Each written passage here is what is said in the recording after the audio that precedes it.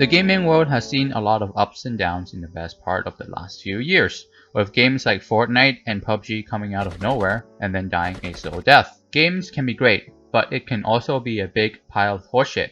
Such game can last as long as a decade without growing old per se, but it can also die a quick yet painful death in less than a year. There are games that have reached farther than traditional literature can, and games that has reached height modern entertainment can't. There are games that are the combination of art, design, storytelling, visual, and passion, while some have become some amalgamation of false advertisement and pure untouched bullshit, which are weirdly concerning.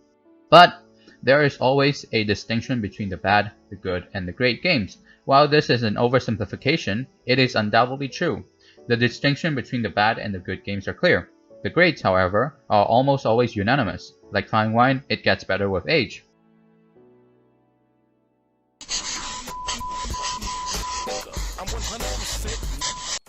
When there is a good, there will be a bad. The simplest type of terrible games are those who try to blatantly copy ideas from other games. It's like the kid in high school who tried to copy your homework without changing it and presenting it to the teacher as their own. Yeah, that kid. Everybody hates them, they're unwelcome, and their work is somehow worse than the original, even though they copied it. This sort of terrible game seems to affect mobile games the worst, as the cost to develop a mobile game is much lower than console and PC due to hardware limitation. Speaking of which, why are mobile games so crap? Maybe because companies can stop trying to make money and try to develop a better game. It's really simple. If you look at every single mobile game, every good ones have been turned into money-making scheme from companies developers. Even like PUBG Mobile. Like if you look at the end of it, they are just trying to cram loot boxes and trying to make money from it, rather than trying to make a good game in terms of graphic and like storyline and everything. I know that that hardware are a limitation for mobile games, but honestly, like there should be more passion and like any effort put into mobile games. If you look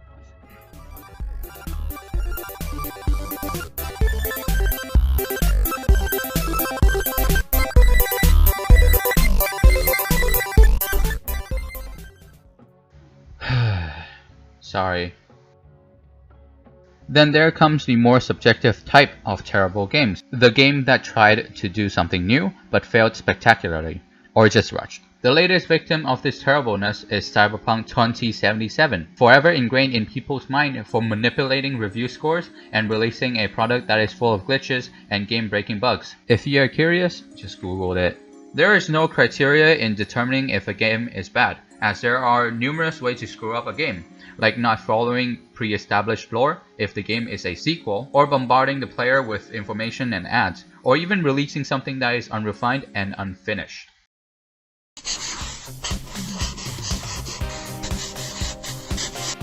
Good games. Honestly, what else do I have to say? Good games are good. They are not terrible. The game itself has potential and good replayability. The criteria for defining a good game is very loose. If a game is not terrible, it is usually good. Most games tend to fall into this category. Doesn't matter if the game is a single player or multiplayer. Doesn't matter what genre the game is. Doesn't matter what studio makes the game. While good games offer a good variety of content for players to enjoy, and in FPS cases, multiple game modes like Battle Royale or Capture the Flag, it will slowly die out in a couple of years, in some lesser cases within 1 or 2 years. Although it is considered a good game, it without a doubt has flaws too. Let's take Grand Theft Auto 5. I'll begin with no. GTA 5 is not great. It is simply a record-breaking game. While it offers players a truly open-world experience and relatively enjoyable single-player mode, the downfall of GTA 5 comes in the form of multiplayer. Due to many reasons, GTA 5 multiplayer lobbies are filled with griefers, hackers, and annoying kids. Not to mention the absolute chaos that is phone calls and text messages. And to rub even more salt to the wound, GTA 5 shark cards are stupidly expensive for so little rewards in-game. All these problems combined create a very hostile gameplay experience where the player must navigate through rockets being fired at them while hearing Lester yelling about some kid, and some kids blasting heavy rock music in the open mic, and faced with the inability to buy anything coupled with the inability to actually move, what's the point of joining multiplayer then? In short, Good games are good because they don't have the problems that are so high in the sky that the devs might as well give up on. Like a good endurance race, if you stay out of trouble, you will end up in a good enough position.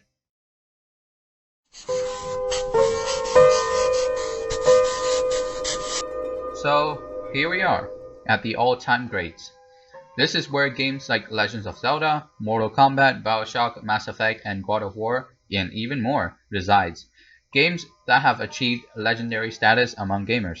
Like it or not, many of these games are the pinnacle of gaming, the absolute best that the gaming world can offer. While many have debated which is the absolute best, there is no right answer because many of these games cover a wide variety of genres. RPG player might say The Witcher 3 is the best, while FPS player might say Left 4 Dead 2 or BioShock is the best. Opinion may differ, but these are all in the league of their own. Minecraft, for example, even though it is only 12 years old, it is the best-selling game ever. It is unrivaled in its popularity due to its incredibly simple playstyle.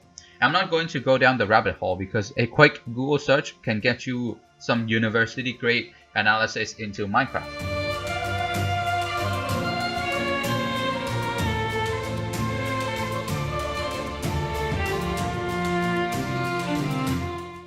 But I'm going to dive into one of my favorite games, BioShock and BioShock Infinite, and its subsequent DLC. So what makes the BioShock saga so interesting? Well, not the first thing that comes to people's mind when talking about best games, as it balanced very well between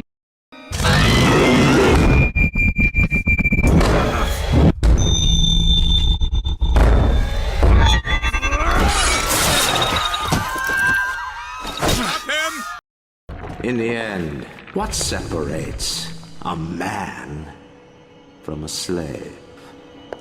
Money? Power? No. A man chooses. A slave obeys.